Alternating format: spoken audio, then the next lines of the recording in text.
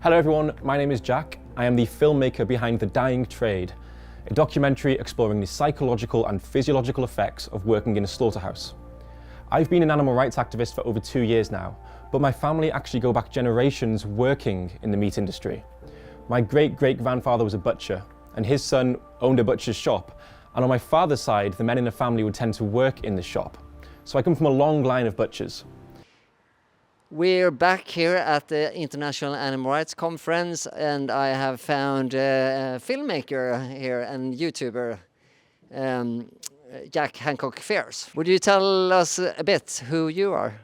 Over the last few years, I have been splitting my time between making a feature-length documentary, which you saw 2 days ago, I think, Yes. called The Dying Trade, and that focuses on my relationship with my father. He's a slaughterhouse worker. I've been vegan for maybe like 8 or 9 years now. And ultimately the aim is to make a film that promotes concern for farmed animals in a way that's like engaging to the public. And, you know, I find my intuition was that if I make a film that's just about factory farming on the surface, it's going to be less appealing to people than if I maybe focus in on this relationship and this conflict between a father and son. So that's where I've put a lot of time over the last few years.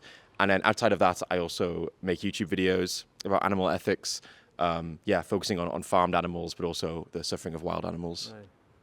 I think you made a very good decision to make it personal, because we are attracted to the personal, aren't we? Like we can see ourselves in that position. What would it be to like to have a father as a slaughterhouse worker or any like relative? So it really touched me. Yeah. What kind of reactions have you gotten so far? All very positive. I mean, obviously, like I'm at the International Animal Rights Conference, so this isn't the target audience.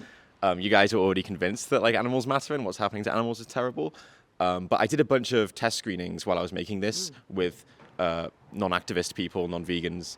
And so I've like tweaked it for several months, trying to make something that's palatable to like to an audience who aren't already convinced.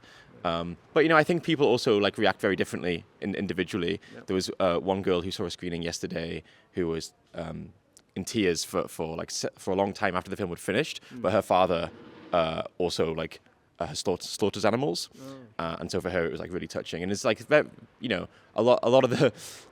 You can put a great story out there, but it also just depends on the individual whether they're going to relate to it and stuff. But like so far, it seems like the reactions have been really positive. So I'm quite excited to eventually get it out there. Right. And apart from having your father and interviewing him in the film, you talk to other slaughterhouse workers and you talk to some experts like Melody Joy and. What's her name again? Temple Grandin? Yeah, Temple Grandin, who I've read about her. She has worked in the industry for a long time, trying to make it less painful for animals, right? Can you say something about her and how it was to meet her? Yeah, Temple Grandin is a very interesting character. She is someone who has worked in the industry for a very, very long time, making welfare improvements in slaughterhouses. But also over time, she's been someone who the meat industry, I think, has used to promote the humane myth, the idea that everything's fine, you don't need to worry. Temple Grandin said it's okay. Your father said that as well, right? Yeah, my father loves her. She's very famous in like meat industry circles. And she's like a very interesting and charismatic person. In fact, there's a movie, HBO made a movie about her. Claire Danes played her. But I think in the film you kind of see this like internal conflict come out on her, right? And I think that's really interesting. I'm hoping this can be a good resource for animal advocates to use. I think like a lot of documentaries are really great at showing what's happening to animals, but also like not very accessible because they have so much graphic footage. Yeah. So by like making this story that focuses on this like personal relationship with like limited graphic footage, there is still some footage in there. I'm hoping that this is like the sort of thing that you can show to your family and to your friends, and they don't have to be scared that it's going to be like totally horrific. You know, I'm hoping that the premise of like there's a vegan activist and a slaughterhouse worker father, and it's just about their relationship, will hopefully appeal to a broader range of people. Yeah. But yeah. I think you're right. So yeah, congratulations to your movie, I should say, because it's just now being released. You showed it in England like a week ago, and now here in Luxembourg at this conference. But how does one go about if one wants to see it? Yes, that is a good question. I am still trying to work out the best way to deal with the distribution side of things.